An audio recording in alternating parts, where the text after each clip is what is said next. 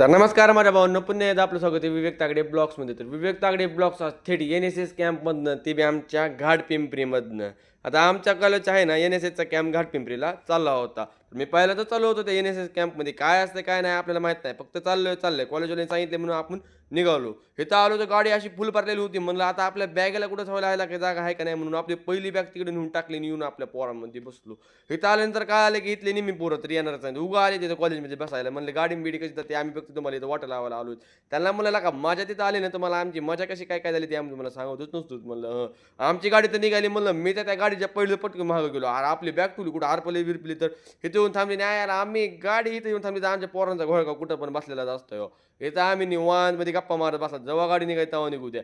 आमच्या गप्पा एवढ्या रंगल्या होत्या की गाडी कधी निघून गेली ते आम्हाला सुद्धा माहीत पडलं नाही. मग पटकीने आमची गाडी काढली ना, आम्ही गाडीमध्ये बसून मस्तपैकी आमच्या NSS कॅम्पकडं निघालो होतो. पहिल्यांदा चालू होतो आणि आपल्याला अनुभव तर काय नव्हता NSS कॅम्पचा. तिथे गेल्यावर सगळं कळलं. आता आम्ही खाणार काय होतो, राहणार कुठं काय होतो आणि ते NSS कॅम्पमध्ये आम्ही नेमकं करणार काय होतो. तिथे मला मी उद्याच्या ब्लॉगमध्ये सांगेल, म्हणजे विवेक तागडे ब्लॉग्स पार्ट 2 मध्ये सांगेल. त्यामुळे उद्याचा ब्लॉग नक्की आवर्जून बघा, विवेक तागडे ब्लॉग्स पार्ट 2.